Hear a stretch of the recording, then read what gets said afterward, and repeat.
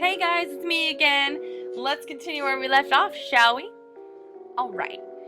We walked alone for the next few minutes, and I tried to nonchalantly wave goodbye. I totally forgot how to pronounce that. Okay. Can't shake the feeling that something was off about her today.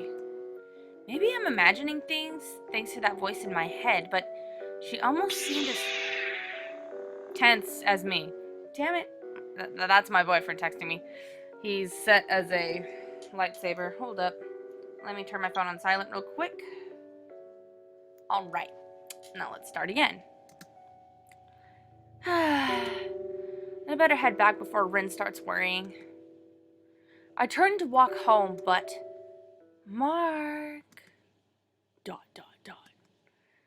Okay, that's it. The world isn't normal today. Mark! I'm getting to the bottom of this. ...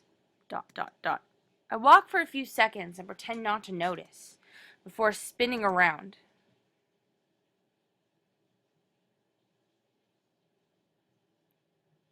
It's a girl.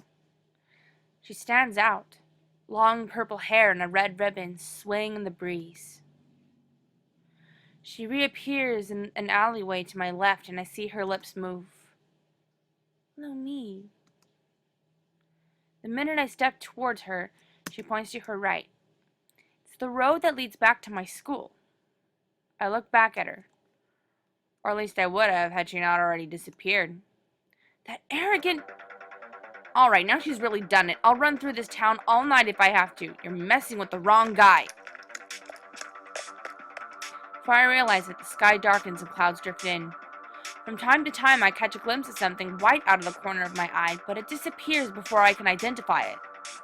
She's deliberately dashing through the side streets, and she always seems to be exactly one street ahead. I gasp for breath as I reach the building. The girl stands gently at its entrance. You! Stop! She grins and runs inside. She has a graceful quality about her. I say run, but it's more than likely that she's guiding. Of course, it's not going to stop me. I catch a glimpse of her feet at the bottom of the staircase.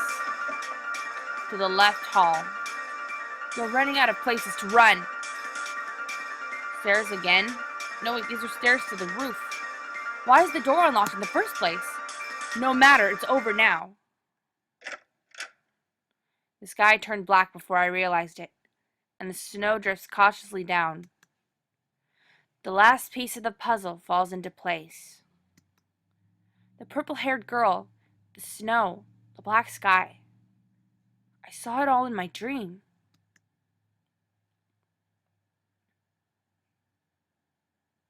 She's so cute. The girl looks at me from the edge of the roof. Thank you for following me, Mark. Oh, and how many things should I be yelling at her for right now? But I can't. My mind isn't functioning like it should. Scattered images from a time I'd rather forget flash through it. First of all, let me apologize for luring you out like this. It's the only way I could talk to you alone. She steps closer. Of all the things I wanted to say, only one line comes out. Who are you? Don't worry yourself over minor details like that. You'll remember me soon enough. Soon enough? What kind of vague hint is that? The past will fall into place eventually. It has a habit of doing that. She pauses and looks up at the sky. The snow collects on her hair. You might not remember me yet, but I remember you. Been waiting to see you for a long, long time. She points her eyes at me and I can't look away. Will you help me, Mark? Will you accompany me long enough for you to recover your memories? That's a strange request.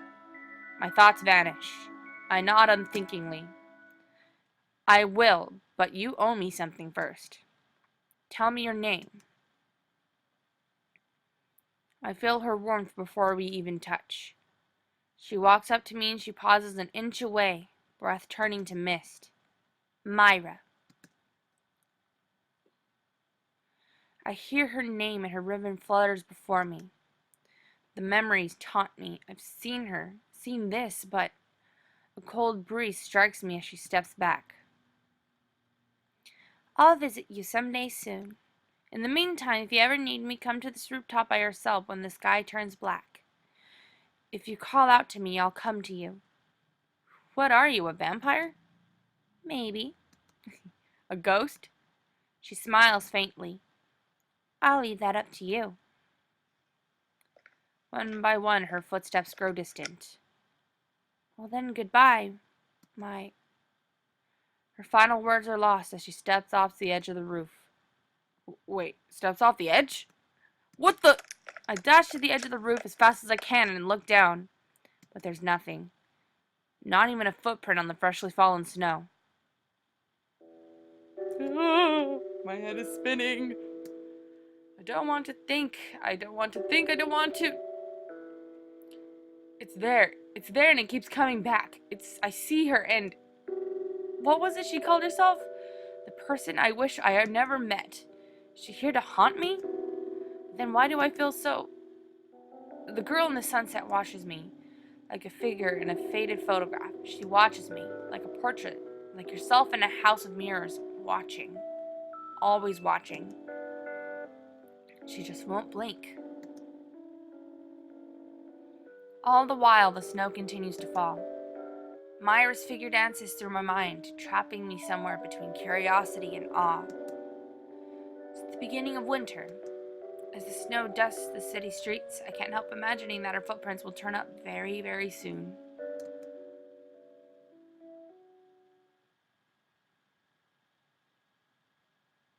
Ooh, that's bright. I'm guessing that this is the end of chapter 1. Day 2, Winter Strolls. Okay. Darkness. Darkness. Darkness. Sorry, if you ever played Kingdom Hearts, you'd understand. Let's see. Darkness. The blackness is thick, mud-like. I look around me, but it's clear that I'm the only one here. But there should be another. She might enjoy hide and seek, but I have a hunch that she isn't very good at it. My heart races alongside my feet. Ugh, what's going on?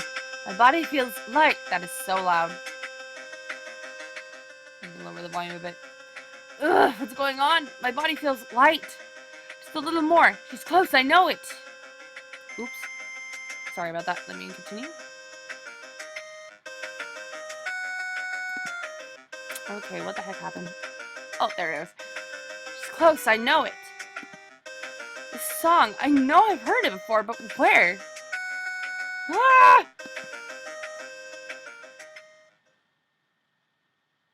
Dot. Rin, I'm warning you. If that song continues for another minute, I'll... Who the heck leaves their ringtone on max on a Saturday morning?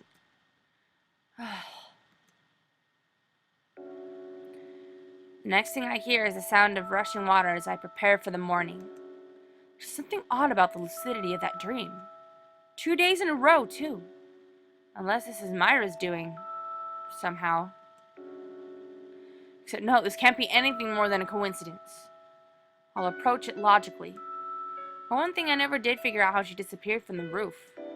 She couldn't have jumped to the ground from that distance, much less without a single footprint. There was a soft noise after she jumped, but that was it. Maybe she jumped onto a balcony or something? But then where did she vanish to? Although the real question is, why would anyone do that to begin with? She knew what school I went to, too. Does she know where I live? She somehow knew what route I took home. But if she knows me, why do I not recognize her? Excuse me. No, this is all wrong. The dream doesn't make sense. None of this makes sense. It doesn't even matter. If she wants to dig up my memories, she'll have to try harder than that. Alright then. Breakfast. I'm up before Rin for once. This is more rare than of an occurrence than it should be. Morning, Oni-chan. I glare at her. She stops. So was that one of your friends calling this morning? Yeah, sort of. I told her to call last night, but she missed me, so she scratches the back of her head and gives the best, oops, sorry, look. You know, that ringtone of yours woke me up this morning. Really? Sorry. It's not bad for a fake blush, but it's not superb. 6 out of 10. Really? Did I mention that I was having a nice dream when I was so rudely awoken? Oh, were you dreaming about Lillian? This little shit? Of course not. She's my spirit animal. I slammed the coffee mug down, but it doesn't earn as much of a flinch. Instead... Oh, so you weren't dreaming about her, then what are you complaining about? By the way, you were going to Luca's place to study today, right? The tables have turned. Perhaps. No, okay. Yeah, we're going to fail your exams and repeat the year with me in your class then? Well, then you know what you have to do. Good point. Stay in school, kiddos. It's cold. Mark! I'm the one who should be saying that. It's freezing. Neither of us are willing to step into the attack range of the icy wind. Are you sure you want to go through with this? It's not like we're actually going to study. I know, but he got a new couple axle game. Don't you understand? Yes, I understand thoroughly. What the hell is a couple axe? Axle or something. It's a cheap Japanese-style censorship. They'll never guess what we're really talking about. And who exactly is they? You know. No, I don't know. Them. Aliens? No one's listening! Although with Myra around, I can't be so sure. Rin and I walk over to Luca's place without any mishaps. Plus for mine for feet of some frozen fingers. Yeah. Oh, I hope he turned the heat on. I can't play with my fingers, so cold. Don't worry, I'm sure he's comfortably huddled up in front of his computer. You'll see. That was a cute doorbell. The bell rings and no one answers. What? That's odd. I just called and he said he'd be here. I'm afraid to death out here. Aren't you at least a little worried that I'll freeze to death as well? Oh, Mark, how silly. You know I'll be gone before you. That's not the response I was looking for. Seriously, this girl is my spirit animal. Well, looks like there's only one thing we can do. Rin glares mischievously at the front door. I have a bad feeling about this. 1, 2,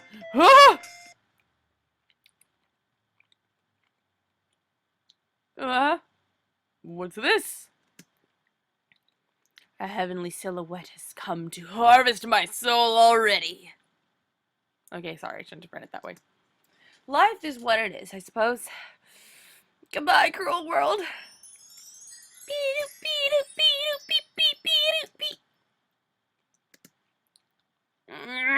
Ow! What just happened? I'm greeted by Rin's worried face. Alright, that's enough. I'm alive already. No need to curse me further. That was dangerous. Don't you know that you shouldn't lunge at someone's feet with your temple? Someone could have gotten hurt. Someone. Her eyes do seem a little teary, though. Rin, just so you know, it isn't polite to charge into other people's front doors without permission. Oh. I like her. Sorry. This makes the pulsing in my head a tad more bearable. Maybe that's just the cold. Oh, look! There he is! Hey! Hey, sorry I'm late. I had to run out and grab things for lunch. Did I keep you waiting long? Sorry. He looks around. There's an indentation in the snow scattered around his walkway. Rin is leaning to her left foot, on her left foot, because her right is sore from the impact. And I'm too busy to tell what's happening. Next for the indentation, to Rin, to my head, and back to the indentation. And then he shrugs and unlocks the door. I would too, little dude. Grab whatever you want to eat. Meet you in my room in a few minutes. That's his room. I start to thaw as we step inside. Ooh, we got the new Choco and Ice book. Guess her guilt's worn off already. She scampers into Luca's room and begins snooping around. I'm surrounded by 2D girls. Oh god. This is heaven! Literally heaven! I escape from Reen before my soul gets sucked out of me. Ugh. This guy sounds like he's into some major hentai or something, because, like, seriously? In the middle of the mess sits a cluttered desk with a glowing monitor. A glowing monitor. So he left his computer on and unguarded, I see.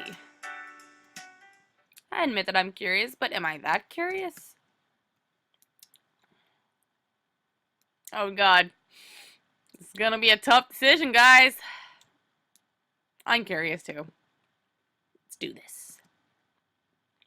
I reach for the mouse and clear the screensaver with a daring poke. Slightly disappointing, actually. He's just enjoying his regular dose of... Oni-chan, have you finally given in to your temptations? Uh-oh.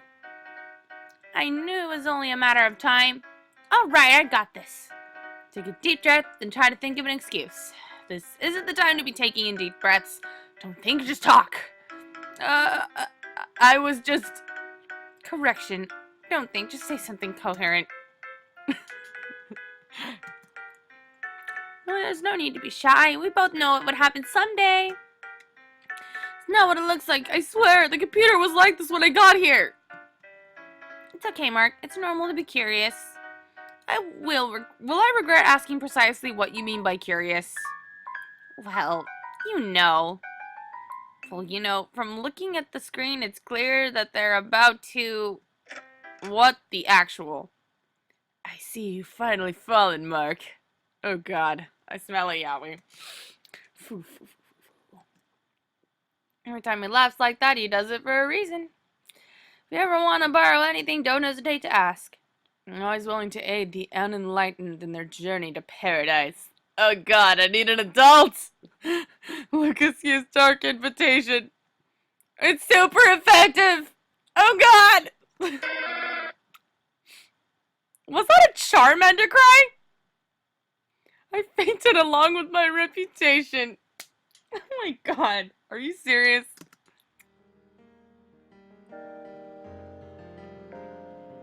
Well, I guess that's the end of that. Yep, and this is the end of this episode, so I guess that I will save right here.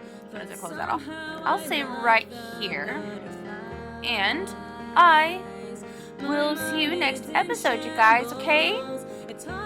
Don't forget to like, subscribe, favorite, and share, and if you so desire, then you can check out my music channel too. I'd be very happy to share with you guys some of the stuff that I do besides this. And on that note, thanks for watching again, and I bid you toodaloo.